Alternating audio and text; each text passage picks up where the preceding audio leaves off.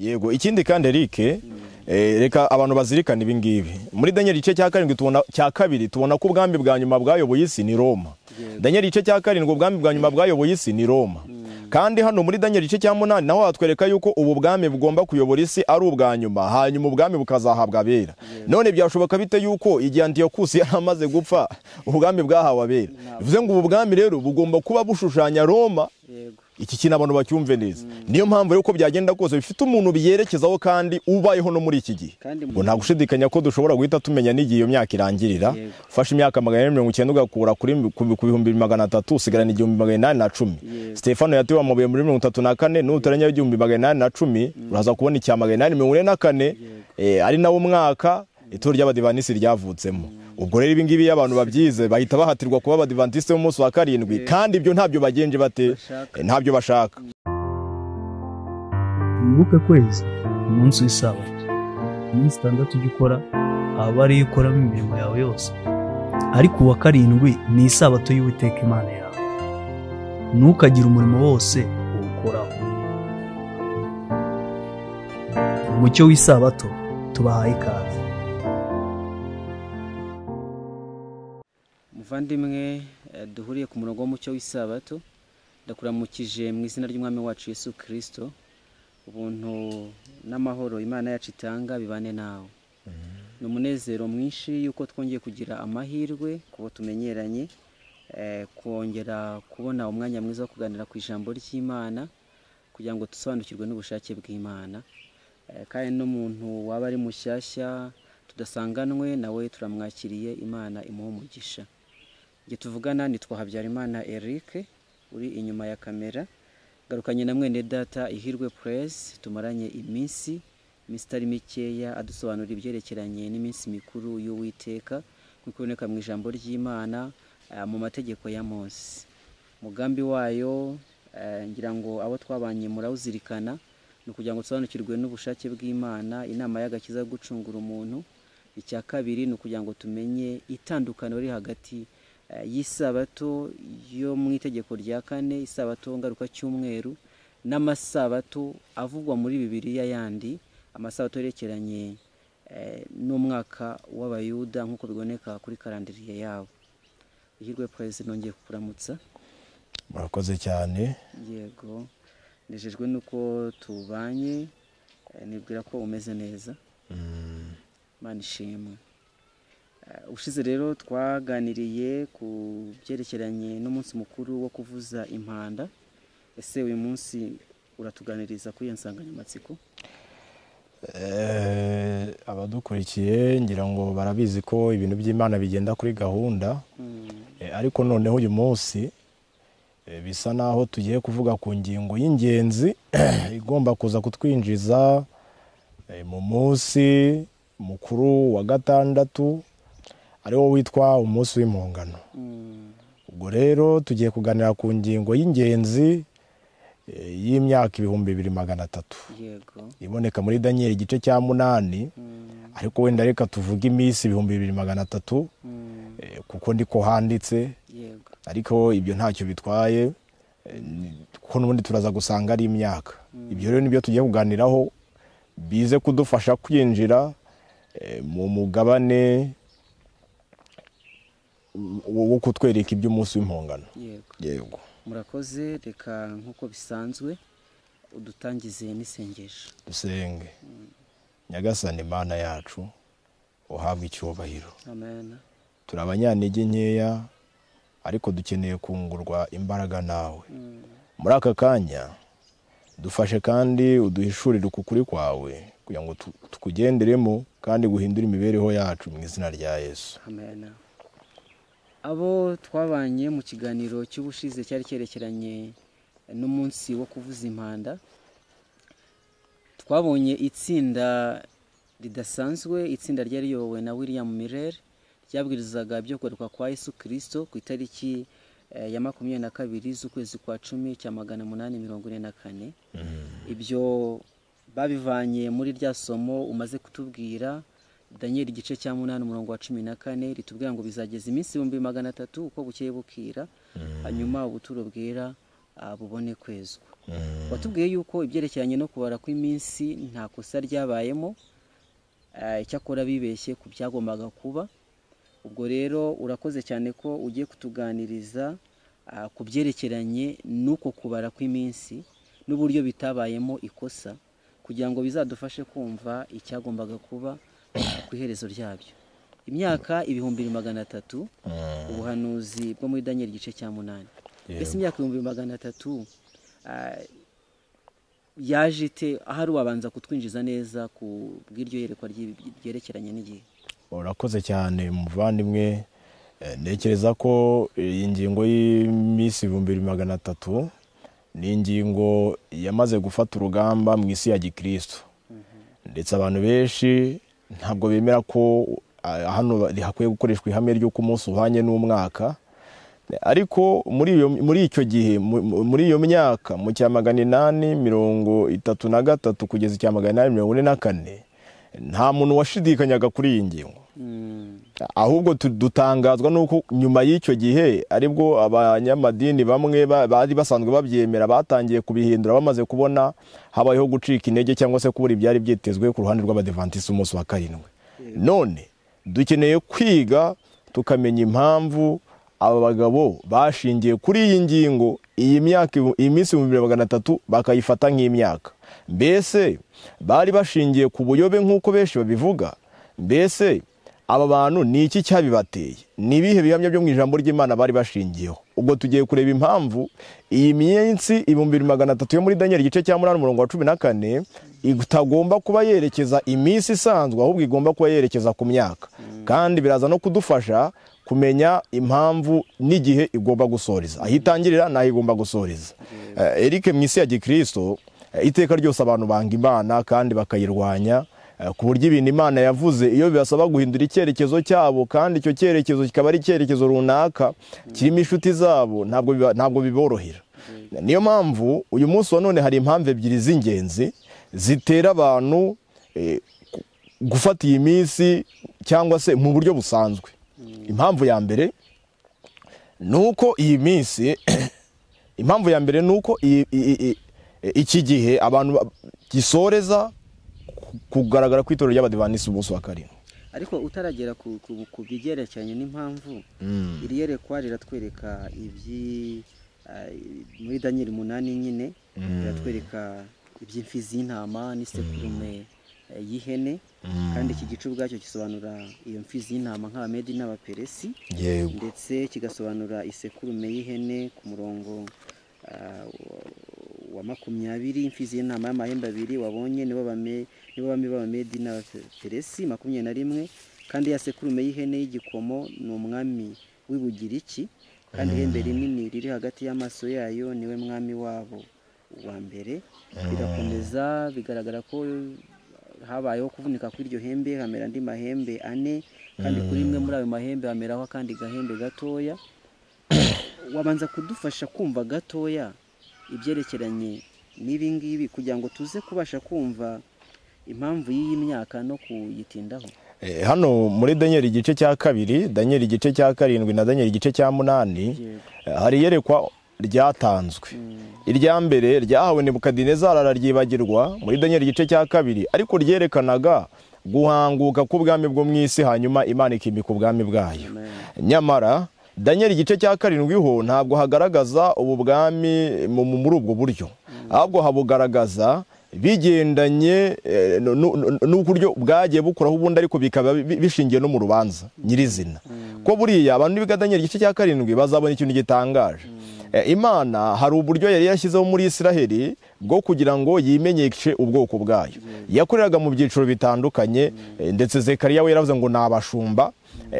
Hari abami, hari icyiciro cy'abami cy'abategetsi bayobora Isiraheli, hari abahanuzi, hari abatambyi, ariko kandi hari n'ikindi cyari gihari Eric, hari n'abakuru cyangwa se abakuru b'imiryango nabo bari bahari, ndetse byaje kugera igihe bakuru 70 bari baraturanyijwe na Mose kugira ngo bafashe bene wabo mu kwimakaza amategeko y'imico mbonera, ndetse hari n'amategeko y'Imana nyirizina. Iyo abantu bize Daniel igice cya 7 rero hari ikintu bagomba kumenya muri ibi ngibi.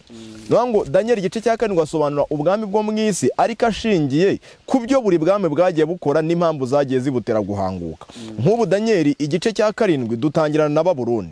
Mbese muri biriya byiciro byose tubonye ni iki Babuloni yakuyeho muri Israel n'icyongere kuboneka? Nta gushidikanya n'abami. Ko nyuma yuko Babuloni hanguye umwami w'Ubuyuda witwa Sedekiya, nta wundi mwami wigeze yongera kugenza gute, nta wundi mwami wigeze yongera kuboneka. Mbese byaba ari igitangaza kubona Maraki umuhanuzi wa nyuma Abisirayeli bemera nk'umuhanuzi w'Uwiteka w'ukuri. Bemeye kuko Yohana ntibamwemeraga. Umuhanuzi wa nyuma bemeye ari we Maraki yabayeho ku ngoma y'Abamedi n'Abaperesi. Mbese ibigendanye n'amashuri y'abahanuzi yatorezwagamo babakuru ntabwo yavangiwe ku ngoma y'Abaperesi. Ibyo nako yabagira iki bigatuma ikimana yabigendeye gikurwaho. Mbese ku ngoma y'Abaroma ntago ari ubutambye bwakuweho. Bisa naho ibyo byiciro bigenje gute biri kugenda bikurwaho. Uretse ko ubutambye bwo bwahise bwibukira mu bwami bw'Imana, ariko ndi kuvuga muri Israeli yibifatika kuko ariyo yari ubwoko bw'Imana, ibyo byagenje gute yakuweho. Noneho rero muri Israeli by'umwuka hari icyari gisigaye, ari cy'amategeko y'Imana.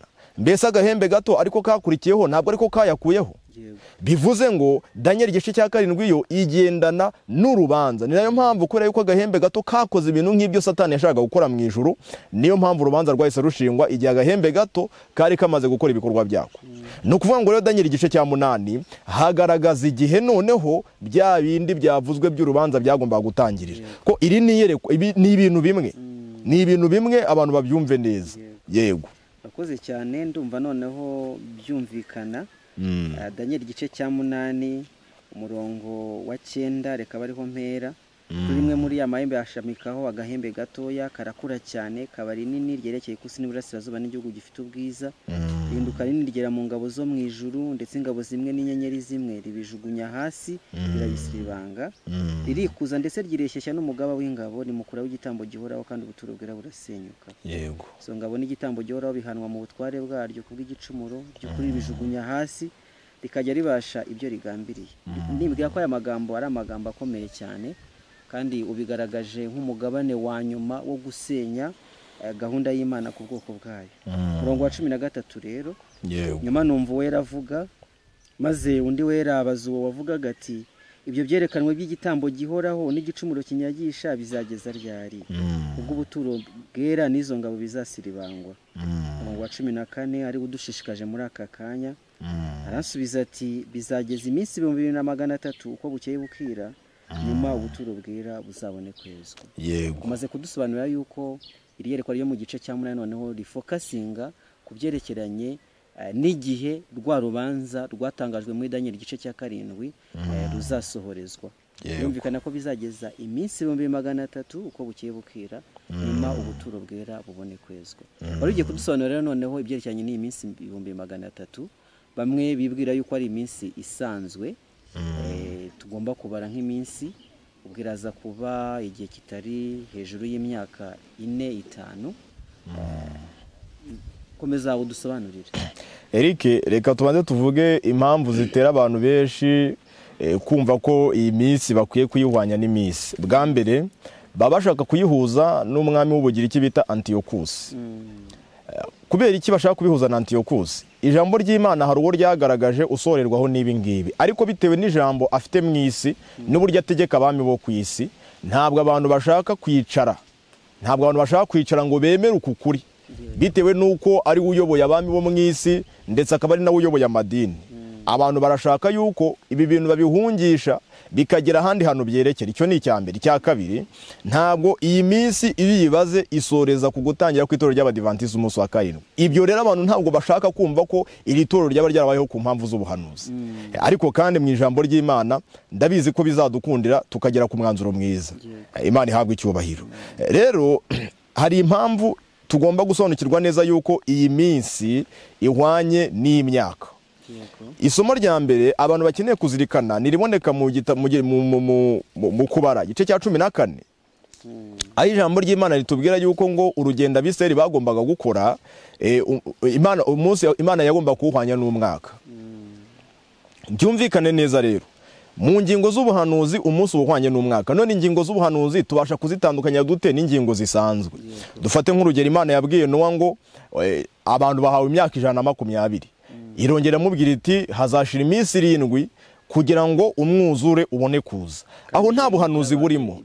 Yego, byabaye bisanzwe. Aho nta buhanuzi burimo kubera yuko umwuzure waraje, kandi umwuzure waje mu buryo bufatika, ntabwo waje mu buryo bw'ubuhanuzi, waje ari umwuzure w'amazi. Niyo mpamvu rero ingingo z'ubuhanuzi ziba zivugwa mu buryo bw'ubuhanuzi nyine. Dufata urugero, Eric hano muri Daniel igice cya 7 hatubwira neza iby'igihe agahembe gato kagombaga kumara, yuko ari igihe n'ibihe n'igice cy'igihe. Biratangaje cyane, ubundi nta gihe kibarwa gutya. Ariko abantu bazi neza yuko ibingibi ni imyaka 3 n'igice. Ariko impamvu bigomba kuba ari ya gihanuzi ni uburyo bivuzwemo, igihe n'ibihe n'igice cy'igihe, ngo umwaka umwe n'imyaka 2 n'igice cy'umwaka. Ibyo ni ibintu bitangaje Imana yahisemo kugaragaza ubuhanuzi muri ubwo buryo kugira ngo abantu babone ko iki ari igihe cya gihanuzi. Ikindi kintu cya kabiri, Bibiliya iduha iby'iminsi 160. Ubundi iminsi 160 harimo imyaka 3 n'igice. Ubundi tugiye kubivuga mu buryo busanzwe twavuga tuti ni imyaka 3 n'igice. Ariko kandi Bibiliya yavuze ngo ni iminsi 160 bitewe n'ikintu cy'ingenzi barimo bagenje gute bavugaho. Bivuze ngo ibihe by'ubuhanuzi bivugwa mu buryo bwa gihanuzi. Amezi 42, amezi 42 naho harimo imyaka 3 n'iki n'igice. Bivuze iki? Kuki Bibiliya itavuga ngo ni imyaka 3 n'igice? Ni ukubera yuko bafite ikintu cy'ingenzi barimo bagenza gute barimo bavugaho. Kandi bigendanye n'amezi wenda byo twanabigarutseho ubushize bitewe nuko byashushanyaga cya gihe n'ubundi ubwoko bw'Imana bwakoze zangendo mu butayu. Zari 40 zingahe Eric? Ingendo 42. Zari 42, ngira ngo ibingibi twarabibonye neza. Rero ni iminsi 2300 nayo uramutse uyibazemo imyaka irimo wasanga ari imyaka 6 irengaho. Ariko Bibiliya ntago ivuga ngo bizamara imyaka 6 n'iminsi irengaho nko kuvuga igihe gisanzwe, ahubwo iravuga ngo ni iminsi 2300 kugira ngo byereke abantu iki, byereke abantu yuko hari ikintu kidasanzwe birimo bivugaho gitandukanye nuko iminsi isanzwe ibarwa.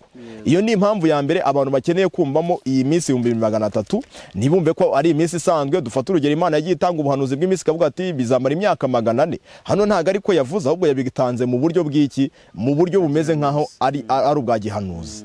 Ikindi cya kabiri abantu bakeneye kumenya, kuko izi mpamvu abantu bakeneye kuzitaho kuko nizo zateye baguriya mu mireri gufata icyemezo niba ibintu biri mu murongo wa gihanuzi. Dufata urugero, Daniel igice cya 7 hari inyamaswa, hari imiyaga, hari inyanja, hari amahembe n'ibindi n'ibindi. Ibyo bintu byose ni ubuhanuzi, ni ibishushanyo.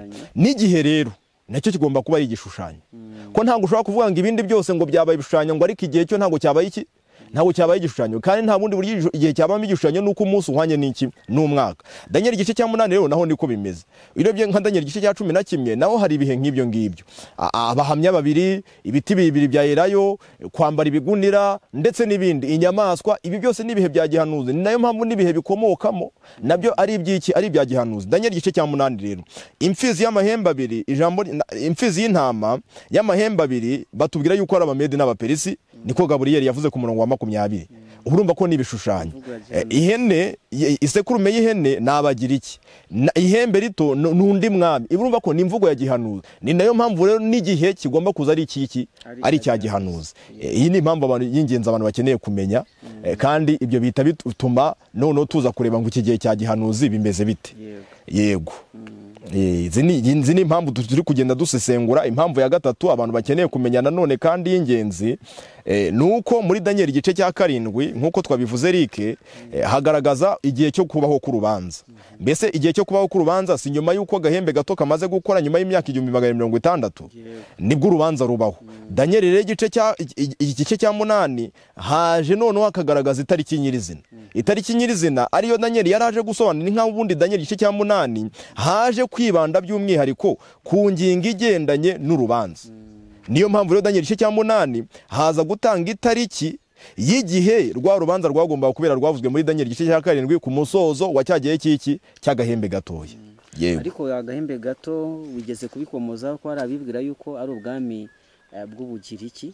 Ese turamutse tubaza igihe umuhanuzi yaherewe yerekwa, dushobora gusanga iyo myaka 6 ihuza neza n'igihe cya wa mwami w'Ubugiriki ugomba kuza kugira ngo urubanza rwe rucirwe. Oya ntabwo bihuza, niyo mpamvu nakunze kubona abantu benshi hano iwacu mu Rwanda bagerageza ahubwo bagahita bavuga bati nta nubwo ari imyaka 6, ahubwo ngo ntukuyigabanyamo kabiri ikaba ngo iminsi 1150, ubwo bikaza kuba imyaka 3 n'ibindi birengaho kugira ngo bikunde bihuze na wa mwami Antiyokusi. Ariko ijambo ry'Imana ritubwira ngo iki? Yatubwira ngo iri hembe rihinduka rinini rigera no mu ngabo zo mu ijuru. Itonde gatoya, hari ikintu bavuze hejuru, bavuze ngo 9 kuri rimwe muri ayo mashami hashamikaho agahembe gatoya, kuri rimwe muri ayo hashamikaho agahembe gatoya, karakura cyane, kaba rinini, ryerekeye ikusi n'iburasirazuba n'igihugu gifite ubwiza. Igihugu gifite ubwiza ahangaha ni Yerusalemu. Iyo abantu bari gusobanura yuko Antiyokusi ngo ari we babashaka agahembe gatoya, ntago bajya babasha kugera kuri uyu murongo wa 10 uvuga ngo rihinduka rinini rigera no mu ngabo zo mu ijuru. Bagarukira igihugu gifite ubwiza ni Isirayeli. Turabyemera hano icyari Isirayeli rwose, ariko abantu ibi ngibi byo mu murongo wa 10 babisobanura berekeza kuri iki, kuri Isirayeli. Ariko Antiyokusi nta nahamwe ijambo ry'Imana twereka yuko yigize arwanya umugaba w'ingabo zo mu ijuru. Kandi hano haranditse ngo irihinduka rinini. Antiyokusi ntabwo yigize akomera rwose, Antiyokusi ntabwo yigize akomera, abantu babyumve neza, kuko Antiyokusi yagiye gutera Yerusalemu amaze gutsindwa mu rugamba yarahanganyemo n'ingabo z'Abaroma. Ndetse Antiyokusi ibingibi abantu bavuga byabayeho mu gihe ubwami bw'Abaroma aribwo bwari bwamaze kwigarurira isi nyuma y'umwaka w'168, guhera 167 kugeza 164. Araza kubw'ikimwaro ahimbira ku Bayuda bari basanzwe batagira amahane, abari bo yibasira. Ariko ntabwo Antiyokusi ari we wagenje gute waba warahindutse ihembe rinini, ntabwo bishoboka. Kugira ngo amateka arisobanura ubwayo. Yego, igihe cy'ubwami bw'Ubugiriki tubona rya hembe rinini ribanza kuvugwa, ryari riri mu maso ya sekurume y'ihene. Yego, nk'igishushanyo cy'umwami Alexandre Mukuru, ngira ngo abantu barasobanukiwe ayo mateka. Nitujya mu mateka y'Ubugiriki rero nta wundi mwami wigeze akomera cyane ngo abe yagera no mu ngabo zo mu ijuru agire ubutware burenze ubwo Alexandre Mukuru yigeze agera mu bwami bw'Ubugiriki. Ntabwo dukwiye gushakira ino hembe mu bwami bw'Ubugiriki, kuko nta wundi mwami wigeze aruta Alexandre Mukuru. Ubwo rero abibwira gutyo nta mpamvu babona kongeraho izo wari utanze zerekeranye no kurwanya umugaba mukuru wo mu ijuru. Yego, ikindi kandi Eric, reka abantu bazirikana ibi ngibi. Muri Daniel igice cya 2 tubona ko ubwami bwa nyuma bwayoboye isi ni Roma. Daniel igice cya 7 ubwami bwa nyuma bwayoboye isi ni Roma. Kandi hano muri Daniel igice cya 8 naho hatwereka yuko ubu bwami bugomba kuyobora isi ari ubwa nyuma, hanyuma ubwami bukazahabwa abera. None byashoboka bite yuko igihe Antiyokusi yaramaze gupfa ubwami bwahawe abera? Bivuze ngo ubu bwami rero bugomba kuba bushushanya Roma. Iki kintu abantu bacyumve neza. Niyo mpamvu rero ko byagenda kose bifite umuntu biyerekezaho kandi ubayeho no muri iki gihe, kandi mu gihe kidasanzwe cyo gutangira ku rubanza. Yego, iki ni ikintu abantu bakeneye kumva neza. Tubwire impamvu zifatika zidufasha kumva neza kubara kw'imyaka iminsi 1300. Impamvu yindi y'ingenzi Daniel yabwiye ko iriyerekwa ari ryo mu gihe cy'imperuka. Yisumye umurongo wa 26 waranditse ngo ibyerekanwe byavuzwe ko bizaba muri iyo minsi ko buzacya bukira ni iby'ukuri, ariko ujye ubizigama kuko ari iby'igihe gishyize kera. Byaba biri ibintu bitangaje kumva ukuntu byaba byaradusabye imyaka irenga 100,000 nyuma y'uko Antiyokusi apfuye kugira ngo twumve neza yuko ubuhanuzi bwerekezaga kuri Antiyokusi. Byaba bitumariye iki? Nta na kimwe. Bivuze iki rero? Iri ryagombaga kuba ari yerekwa ryo mu gihe gishyize kera, ni nayo mpamvu abantu bagombaga kuryumva, bagombaga kuba ari abo muri icyo gihe nyine ribayemo. Antiyokusi ntabwo ibingibi ari we byerekezagaho. Yego, iki ngiki ni ikintu cy'ingenzi. Indi mpamvu abantu bakeneye kumenya nanone ni iyi ngiyi. Iminsi 2300 ntabwo irebana gusa n'igihe cyo gukuraho cyo gusenya ubuturo bwera gusa, ahubwo itangirana n'iki? Niyerekwa hanze ngo ibyo byerekanwe. Nose ibyo yari yeretswe gusa byari by'agahembe gaterike? Oya, ibyiyerekwa yari yagize byagombaga kuba ari iby'iki? Byagombaga kuba bihera kuri ya mfizi y'intama, ya mfizi y'intama Abamedi n'Abaperisi bikaza gukomeza.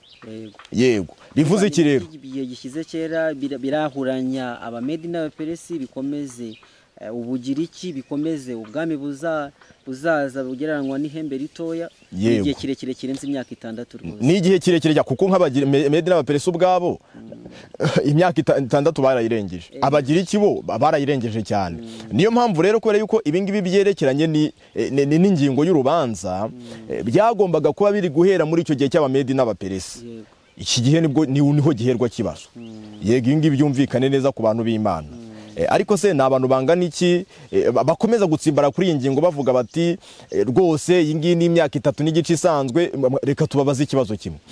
Abamedi n'abaperesi imyaka bayoboye murayizi ko iri yerekwa rihera ku bamedi n'abaperesi 39 baragenda bageza muri 330 muri 300 ubwo harimo imyaka 3 n'igice rike irarenga 200 none ubwo Bibiliya twayigirira icyizere iramutse ivuze ngo bazamara imyaka by'iyi minsi 2300 gusa akaba ari iminsi isanzwe ntabwo bishoboka tutarajya no mu bugiriki ubwabwo n'ubugiriki tutarabogeramo ugende bwaburanye bugeze mu 168 cyego rwose reka abantu bige kumva icyo Bibiliya yavuze kandi niba Bibiliya iri gutunga agatoki ikintu wowe kizibukire kubera yuko icyo kintu ntabwo ari cyiza.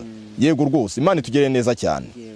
Indi mpamvu Eric abantu bakeneye kumenya ni iyi ngiyi yo muri Daniel igice cya 9.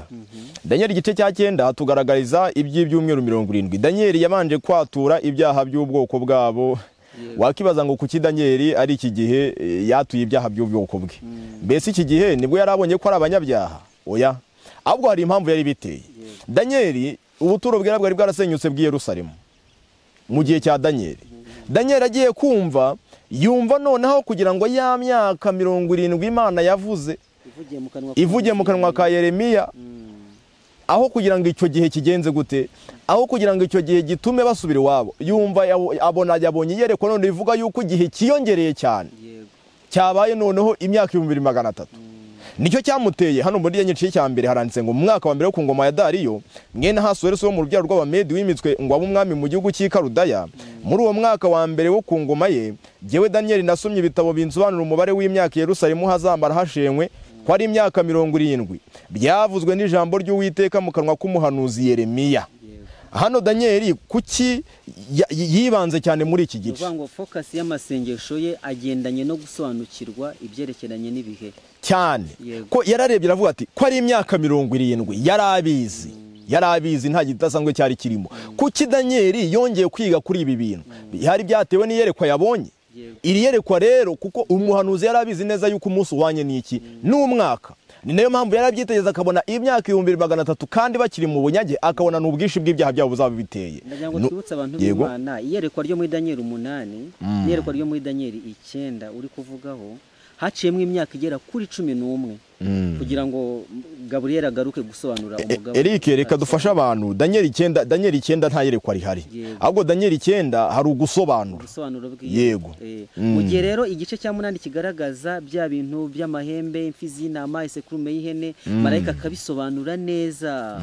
Hari umugabane werekeranye n'igihe iminsi 2300 uri kutubwira utarigeze usobanuka. Yego. Noneho igihe uvuze yuko ari mu mwaka wa mbere wo ku ngoma y'umwami Dariyo ubwo ubwami bwa Medi n'Abaperesi nibwo buri ku ngoma. Noneho Daniel akakira amakuru atari meza avuye i Yerusalemu yuko biri gukorwa mu bihe biruhije ingorane ziriho ngira ngo ibyerekeranye no kubaka tubasha kwisoma mu gitabo cya Nehemiya ko bitagenze neza rwose muri icyo gihe nubwo itegeko ryatanzwe n'umwami kuri ko bagomba kujya gusana ariko ngo byari biri gukorwa mu bihe biruhije cyane. Ubwo Daniel afata igihe cyo gusenga yibaza ngo mbese ibi ni biki. Yego.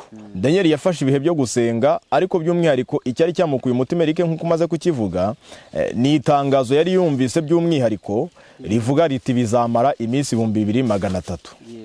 Iri tangazo rivuga ngo bizageze iminsi 2300 hanyuma ubuturo bwera bubone kwezwa ryavunnye umuhanuzi cyane cyaramuvunnye cyane ariko nanone arajya mu ijambo ry'Imana. Eric hari ikintu dukeneye kubanza kubwira abantu kugira ngo tubasobanurire kandi babyumve neza. Abantu kuki batajya bibaza impamvu ubwami bwa Babuloni butagaragaye hano mu gice cya 8 cya Daniel muri iri yerekwa? Already ntabwo igihe cyabo cyari kirangiye. Oya, ntabwo cyari kirangiye. Ahubwo hano muri Daniel igice cya 7 kuko Berushazari nkuko bivuze, Berushazari yayoboye imyaka 13. Hano muri Daniel igice cya 7 iri yerekwa irihawe mu mwaka wa mbere wo ku ngoma ya Berushazari. Iryo muri Daniel 8 rihagwa mu mwaka wa 3. Ubwo haburaga imyaka ingahe kugira ngo bahanguke? Ni imyaka 10 kuko yawuhawe mu mwaka wa 3. Yayihawe mu mwaka wa 3 ubwo haburaga imyaka 2 kugira ngo bagenze gute, haburaga imyaka 10 kugira ngo bahanguke. Ntabwo ari igihe rero kidasanzwe, ntabwo ari igihe gito yacyaburaga. Urumva kirarenga cyari gihari. Cyari gihari iki gihe, kandi abasobanuzi bamwe baravuga ngo impamvu Babuloni atayishyizemo ngo nuko yari igiye guhanguka. Ntabwo yari igiye guhanguka. Imyaka 10 ni myinshi. Imyaka 10 ni myinshi cyane. Ahubwo nuko iri yerekwa ryari ryiyerekeranye mu buryo bwihariye n'ubwami bw'Abamedi n'Abaperesi, gukomeza ukazarinda ugera mu gihe cy'ihembe ritoye. Tugaruke kuri iyi ngingo y'imisi 2300. Daniel ababajwe no kubona ubwoko bwabo bugiye kongerwa igihe cyo kuguma mu bunyage bitewe n'iki, bitewe n'ubwishi bw'ibyaha byabo. Afashe icyemezo cyo kwiga ya myaka ngo arebe kuko n'ijambo ry'Imana ryaribeshye. Asanze ari 70 nibyo koko, kandi aravuze ngo niko ijambo ry'Imana ryagenje gute ryavuze. Kabiri, Daniel ahita atangira kwatura ibyaha by'ubwoko bwe. Arabyatuye yibwiraga yuko Imana yabagirira imbabazi, hanyuma bakagenza gute, bagataha. Myaka 70 yari imaze kubabera myinshi rwose, bahuye n'ingorane zikomeye cyane. Daniel rero mu gihe arimo arasenga yatura ibyaha bye n'iby'ubwoko bwe, ya myaka 10 ishize, mwitondera impamvu kuki imyaka 10 yashize. Daniel yarabyitegereje akabona isezerano ry'Imana ntabwo riri guhita risora nk'uko byari bikwiriye. Kuki yategereje iki gihe cyose? Nuko amaze kubona noneho ubwami bw'Abamedi n'Abaperesi buhanguye Babuloni, none ntabwo bese bataka kanya, yagize impungenge. Aravuga ati rya yerekwa yabonye. Yego, nuko byagenze, nizo mpamvu zabimuteye. Marayika rero araza umurongo wa 20, nuko nyivuga nsenga natura ibyaha byanjye n'iby'ubwoko bwanjye bw'Abisirayeli, kandi ntakambira Uwiteka Imana yanjye kubw'umusozi wera w'Imana yanjye, ngikomeje gusenga umugabo Gaburiyeli nabonaga ngitangira kwerekwa. Mbese Gaburiyeli yamweretswe yamuhaye iyerekwa ryari? Ni Daniel igice cya 8, ntabwo Daniel igice cya 7 Gaburiyeli we yamweretse, ahubwo Gaburiyeli yamweretse mu gice cya 8. Bivuze ngo iri ni iyerekwa rigiye kugenza gute, gukomerezaho. Eric, hano hari ibyumweru 70 Gaburiyeli yasobanuriye Daniel. Ariko biratangaje cyane, Abayuda bari banze kwihana ko nubwo bajyanywe i Babuloni ntabwo bigize bihana. Hanyuma Imana ibaha igihe cyanyuma cyo mu mateka yabo, ibaha igihe cyanyuma cyo kwitwa ubwoko bw'Imana. Iki gihe rero ni ibyumweru 70, kandi ijambo rivuga ngo ibyumweru 70 bitegekewe ku murongo wa 24 ni ijambo rivuga ngo byakuwe hehe? Nta rindi yerekwa rihari hano muri Daniel igice cya 9, nta rihari na rimwe. Ku ijambo ry'Imana ntabwo rishobora kuza kudusobanurira ibintu umuntu yeretswe kandi itatweretse aho yabyerekwaga ngo tubimenye. Iryo yerekwa ryaba ari iry'ubusa. Turi kujyana abantu babyumve neza ngo ibi byumweru 70 byakuwe cyangwa se byategetswe bivanywe kuri ya minsi 2300. Murongo wa 24. Uyu munsi none amatorage Protestant menshi yizera ko ibi byumweru 70 umunsi uhanye n'umwaka. Niko babyizera ariko kubera ko biragenda bigahuza neza na Mesiya, kandi kubera yuko biba bitari buze ku affect imyizerere yabo cyane, ahubwo bibuze kuyishyigikira, abantu barabyembera. Hako babikuye ko umunsi bakwiye kuwuhanya n'umwaka muri iri yerekwa. Hanyuma iryo muri Daniel igice cya 8 ryo bakagira kuki iminsi yo bayihwanya n'imyaka ikaba 190 ikagenda igahuza neza n'umurimo wa Yesu. Ariko none Daniel igice cya 8 ariho byakuwe, abantu ntibabifate gutyo. Ibyo ni urujijo, ni Babuloni ikomeye abantu bakeneye gusohokamo muri iyo myumvire yose. Yego.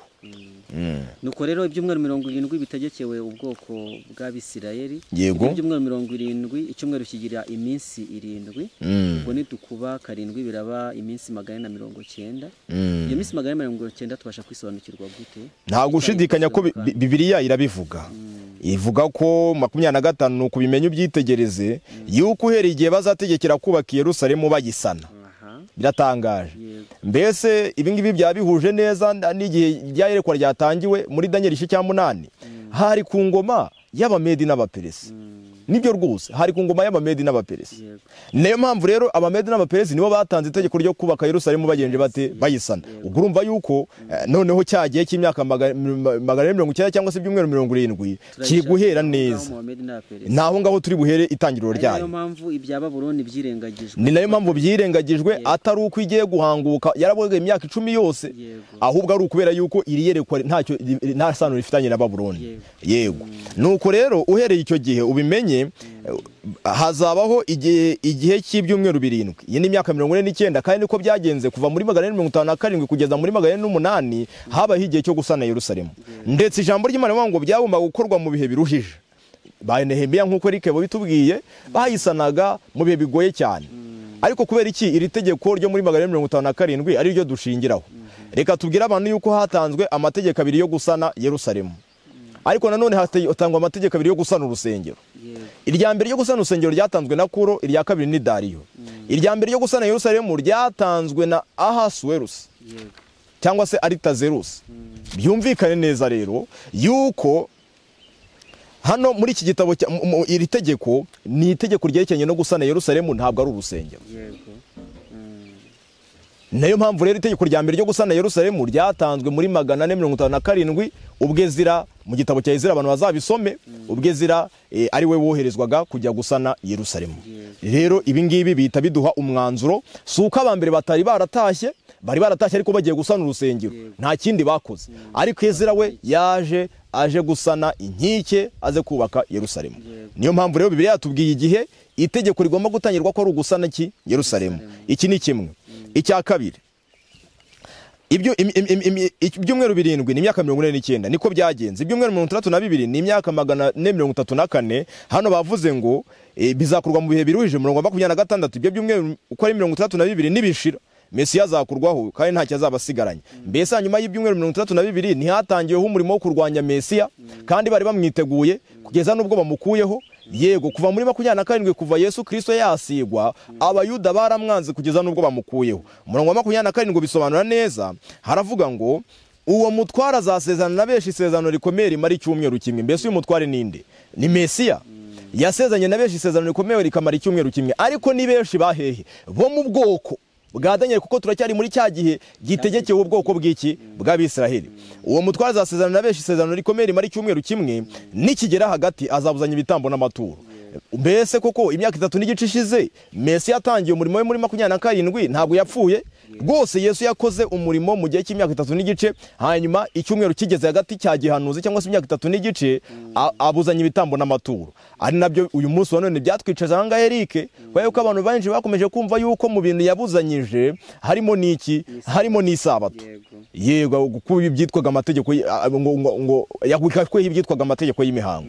Rero ibi abantu bakeye kubisobanukirwa neza. Rero muri 31 koko Yesu ibitambo byose byamwerekezagaho byarahagaze, ku gitambo kizima cyari kimaze kugenza gute, cyari kimaze kuboneka. Hanyuma noneho ngo abantu umutwaro uzaza ngo nikigera hagati azabuzanya ibitambo n'amaturo, hanyuma ngo umurimbuza azaza kuyaba ry'ibizira, maze kugeza ku mperuka yategetswe uburakari buzasandazwa kuri uwo murimbuzi. Biratangaje Eric, hano bavuza umurimbuzi nguje kuyibaba ry'ibizira. Mbese uyu nguyu ntabwo ari ikizira kirimbura? Turaza kumubona muri Daniel igice cya 11. Mbese ikizira kirimbura ntabwo hano twakibonye gikuraho igitambo gihoraho? Ni ukuvuga ngo rero umurimbuzi yagombaga kuza nyuma yande ya Mesiya, ntabwo ari Antiyokusi. Ibintu byumvikane neza, ntabwo ari Antiyokusi. Niyo mpamvu rero muri 34 koko bya cyumweru gishize abayuda bateye Stefano amabuye nk'igihamya cy'uko banze ubutumwa bw'Imana byiteka ryose. Ni ukuvuga ngo rero iyi minsi nuko yasohoye. Kandi rero byumvikane neza, iyi myaka 300 itangira rimwe n'iyi minsi. Mbese Eric ntiwabifasha abantu kubyumva neza? Mbo icyambere nshaka gutsindagira ni byerekeranye na Mesiya umutware, kugira ngo abahari abantu ntabwo bazi Mesiya icyari cyo, ariko ni ijambo ry'Igiheburayo risobanura Kristo. Mu gihe isezerano rya kera rivuga rikoresha ijambo Mesiya, isezerano rishya ryo rikoresha Kristo. Isezerano rya kera ryanditswe mu Giheburayo, isezerano rishya rikandikwa mu Kigiriki. Ubwo Mesiya ni Igiheburayo, Kristo ni Kigiriki. Kandi nta wundi wigeze yitwa Kristo uretse Yesu waje gucungura abantu. Ubwo rero kubyumva neza gutyo ko ari uko bimeze, birasobanutse. Warambajije utese ni iki kitwemeza yuko ari icyo gihe byatangiriye? Nuko tumaze kubona yuko ino minsi 190 cyangwa se imyaka 190 ya gihanuzi tumaze kubwirwa yagenewe ubwoko bw'Abisirayeli ari umugabane wa ya myaka 1300. Birumvikana rero yuko intangiriro yabyo ari imwe, irasobanutse. Birasobanutse. Urakoze cyane. Ubwo nta gushidikanya ko dushobora guhita tumenya n'igihe iyo myaka irangirira. Ufashe imyaka 190 ugakura kuri 2300 usigarana 1810. Stefano yatewe amabuye muri 34 n'utaranya 1810 uraza kubona icya 844 ari nawo mwaka ituro ry'Abadivanisi ryavutsemo. Ubwo rero ibi ngibi abantu babyize bahita bahatirwa kuba Abadivantiste b'umunsi wa karindwi, kandi ibyo ntabyo bagenje bate, ntabyo bashaka. Indi mpamvu abantu bakeneye kumva neza yuko aka gahembe gato ko muri Daniel igice cya 8 Atarantiyokusi. Daniel igice cya 8 umurongo wa 11 kugeza 13 n'uwa 23 na 25 iyo uhahuje na Daniel igice cya 11 umurongo wa 31 kugeza 45 usanga yuko ubu ngubu ari ubwami busoza. N'ubwami busoza niko ijambo ry'Imana ritubwira. Kandi hakagaragaza yuko umwami uvugwa mwaho ngaho ugera ku musozo ngo azavunagurika ari nawe umukozeho. Ariko ikibazo gitangaje, mbese ibi ngibi ntibihuje neza nuko ubwami bwa nyuma bwo muri Daniel igice cya 2 bwarimbuwe nta kuboko kugenje gute kubakoza, ahubwo ni ibuye ryaje ritarimbuwe n'iki n'intoki. Bivuze ngo rero uyu n'umwami ugomba kuba kugeza ku mperuka y'isi. Ariko se hashize igihe kingana iki Antiyokusi apfuye? Benshi no mu bantu badutsiza amatwi Antiyokusi bashobora kuba batagenje bate, batamuzi. Kandi ibiyerekwa rero rigomba umwami ugomba kuba ariho, agomba gutegeka kugeza ryari? Mu gihe cy'imperuka. Mu gihe Antiyokusi yategetse hirya mbere yuko Kristo avukira mu isi. Yego rwose biratangaje cyane. Ikindi kandi urebye muri Daniel 11 na 31 kugeza 45 harimo ibimenyetso byinshi byavuzwe muri ya mirongo n'umundi twavuze: kurwanya bera, gusenya ubuturo bwera, ndetse n'ibindi. Abantu byinshi bahita babyerekeza kuri Antiyokusi. Ariko Bibiliya muri Daniel igice cya 12 hagaragaza igihe ibyo byagomba gukorwamo n'iki. Haravuga ngo uhereye igihe kuriraho igitambo gihora bagashyiraho ikizira cy'umurimbuzi, ngo hazacamo iminsi 1990. Erike biratangaje. Ikizira cy'umurimbuzi Daniel igice cya 9 yavuze yuko kizaza ryari. Yavuze yuko kiza mbere ya Mesiya cyane nyuma ya Mesiya. Mbese Yesu wabivuga hwite. Daniel Mateyo 24:15. Kandi bwo muzabona ikizira kirimbura cyanuwe n'umuhanuzi gihagaze hehe. Bango byagombaga kuzaba ryari? Nyuma ye. Bisobanuye iki rero? Ikizira kirimbura ntabwo ari Antiyokusi, kandi yerekwa rigomba kuba ari imyaka, ko ntabwo ryaba ryageje mu gihe cya Kristo, ari iminsi isanzwe. Ibintu byumvikane neza rero, kandi nta wundi bishobora kwerekezaho. Turaza kumuvuga mu kanya, uretse ko abantu babasha no kumumenya biza amateka. Ikindi abantu bakwiye kumenya, ntabwo ari rimwe si kabiri mu gitabo cya Daniel hagiye hakoreshwa ijambo iminsi, ariko nanone rishaka gusobanura imyaka. Dushobora gusoma wenda nk'amagambo aboneka muri Daniel igice cya 1 umurongo wa 5 tukabihuza na Daniel igice cya 1 umurongo wa 18. Haranditse ngo umurongo wa 5, nuko umwami abategekera igaburo ry'iminsi yose rivuye ku mwami, rivuye ku byo kurya by'umwami n'umusa wa vino umwami yanywagaho, kandi ngo barere imyaka 3 nishira babone guhagarara imbere y'umwami. Hano bavuze igihe cy'imyaka ingahe? Ni imyaka 3 bagombaga kubarira. Haranditse ku murongo wa 18, nuko iyo minsi yo kubazana yategetswe n'umwami Nebukadinezari ishize, umutwari w'inkoni ajya kumumurikira. Biratangaje cyane. Urumva ko ya myaka 3 n'ubundi bayihuje n'iki? N'iminsi. Ntabwo ari ikintu gitangaje ho muri Bibiliya, muri by'umwihariko muri iki gitabo cya Daniel ubwacyo gisanzwe gikoresha aya magambo. Rimwe bikaba bisobanuye imyaka. Yego. Dushobora no kuzirikana amagambo oneka muri Daniel mu gice cya 4. Daniel igice cya 4 naho hakoresha imvugo nk'iyi ngiyi. Murongo wa 25 haranditse ngo, ubwo n'umurongo wa 22 Daniel igice cya 4 haranditse ngo, uzirukanwa mu bantu ubane n'inyamaswa zo mu ishyamba, uzarisha nk'inka, uzatondwaho n'ikime kiva mu ijuru, uzamare ibihe 7 umeze utyo kugeza uzamenyera ko isumba byose ari itegeko ubwami bw'abantu ikabugabira ubishaka. Hano bavuze yuko yagomba kumara igihe kingana iki? Imyaka 7. Ibihe bingahe? 7. Umurongo wa 35 haranditse ngo, ariko abo mu isi yose ni nk'ubusa imbere yayo, ikora uko ishatse. Ubwo nibyo ra. Umurongo wa 34 hanyuma y'iyo minsi jyewe Nebukadinezari nuburira amaso yanjye mu ijuru ngarura akenge mpira ko nshima isumba byose ndayambaza nubaha ihoraho iteka ryose. Hari ababanje kuvuga ko ari ibihe ariko Nebukadinezari agiye kubisobanura avuze ko ari iki? nyuma y'iminsi. Ni iminsi. Birasanzwe yo muri bitabo cya Daniel gukoresha iminsi ariko berekeza kuki? Berekeza ku myaka. Eric nkuko tumaze kubibona muri Daniel birasanzwe yuko ijambo iminsi rikoreshwa rihwanye n'iki? Nta gitangaza kirimo. Icya kabiri rero mbese andi masomo yo muri Bibiliya nayo yashyigikira ibi ngibi. Dushobora gusoma kuva 13 umurongo wa 10 aho Imana yari gutanga amategeko ya Pasika iyo twarebye n'ubundi 13 umurongo wa 10 ijambo ry'Imana tubwira yuko Pasika yizizwa ryari buri mwaka. Reka tubizirikane hano uko Bibiliya yabivuze kuva 13 umurongo waho wa 10 haranditse ngo nicyo gituma ukwiye kuziriza iryo tegeko mu gihe cyaryo uko umwaka ugenje gute utashye. Biratangaje yuko uyu mwaka ngo wagombaga kwizihizwa uko umwaka ugenje gute utashye. Niyo mpamvu muri bibiliya y'Icyongereza baravuze ngo uko iminsi igenje gute ikurikiranye from days to days. Ngo rero biratangaje yuko ijambo ry'Imana ryaba ryarikoresheje rishaka kuvuga iki? Iminsi, ariko rishaka kuvuga iminsi isanzwe ahubwo rishaka kuvuga iki? Imyaka. Abantu bazasoma mu gitabo cya mbere cya Samweli igice cya 20 umurongo wa 6 hagaragaza yuko ngo hari ngo batanguma gutamba igitambo cy'iminsi ariko ntabwo igitambo cy'iminsi cyabaga ahubwo habaga igitambo cya buri mwaka. Hari amasomo menshi cyane abantu bashobora kuzikana hano mu ijambo ry'Imana yerekeranye n'iyi ngingo. Yego birasobanutse. Dushobora kandi hari impamvu nyinshi Eric. Hari impamvu nyinshi abantu bashobora kuzirikana mu buhanuzi bwa kera bwo mu Isezerano Rishya. Mbese ni rimwe cyangwa ni kabiri aho Imana yavuga ngo umunsi w'Uwiteka kandi kongera kuvuga ngo ni umwaka w'iki? W'Uwiteka wo guhora. Ibyo ni ibintu bigenze bisanzwe muri Bibiliya gukoresha icyo gihe. Kavuga umunsi ishaka kuvuga iki? Umwaka. Umunsi n'umwaka rero mu bintu bigendanye n'ubuhanuzi ni ibintu bidatandukana. Yego ngira ngo birasobanutse keretse kwirengagiza kandi impamvu zishwe mu mutima w'umuntu nizo zikomeye yuko nyine hari ibyo abantu bari gukwepa. Rero dukwiye korohera Imana cyane kandi tukarushaho kuyitegaho amakiriro tukemera inzira tuyoboye twiyobore twebwe kubera yuko twebwe turabaswa. Twebwe ntabwo dukwiye kwemera inzira y'Imana nyine tukaba ariyo tuyoboka. Uvuze rero ibintu bikomeye byerekeranye n'uburyo abantu b'Imana bakwiye kumenya iby'icyo gihe ariko hari n'ikintu watubwiye mu ntangiriro yuko abigihe cya mbere yuko icyo gihe gisohora ntabwo bari bafite ikibazo cy'ibyo bihe. Aba Protestani bemeraga ibi bintu.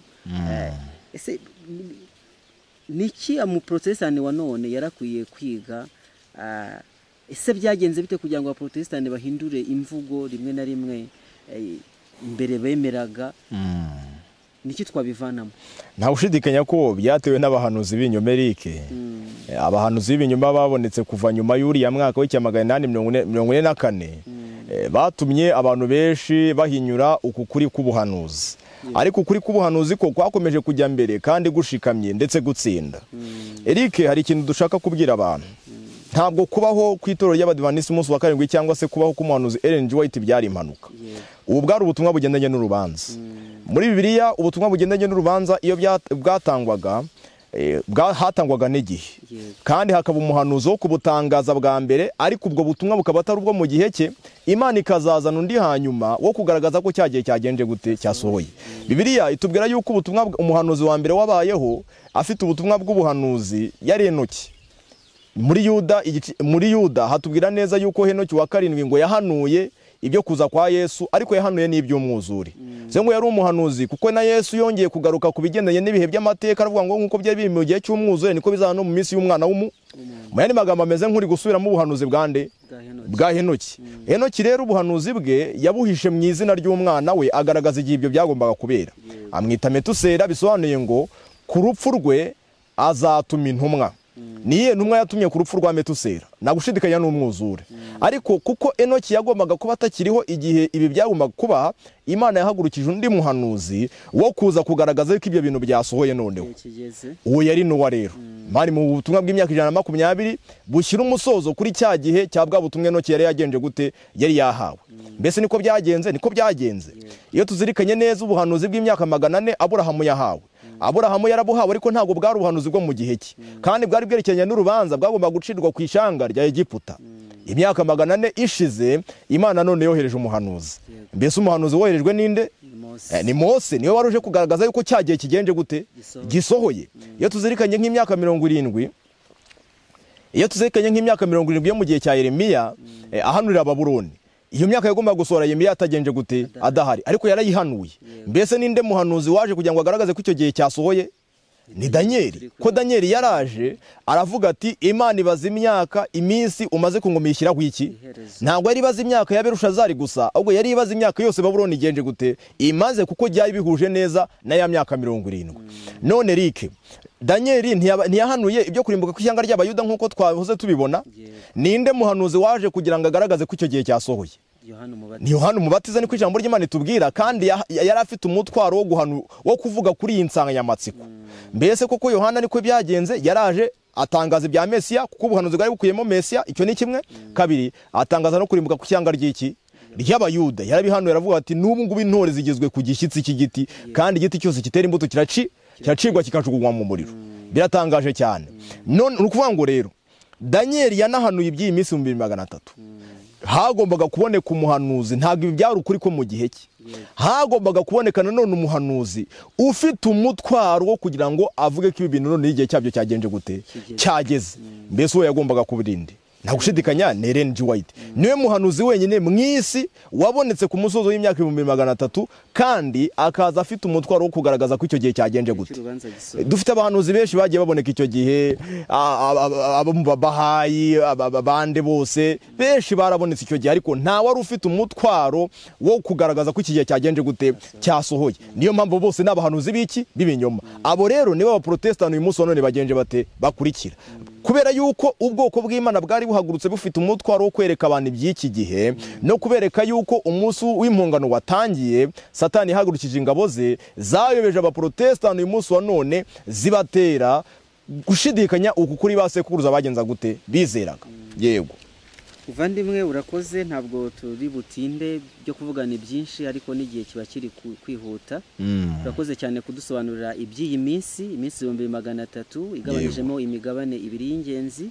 Mugabane w'ibyumweru 70 wahawe ishyanga ry'Abisirayeli, kandi iyo myaka 190 ihwanye n'ibyo byumweru 70 nyine yakozwemo iby'ubuturo bwera bwo mu isi, kugeza ubwo Kristo yaje agakuraho ibitambo n'amaturo, bikatwinjiza mu gika kidasanzwe cyo kwinjira mu buturo bwera bwo mu ijuru.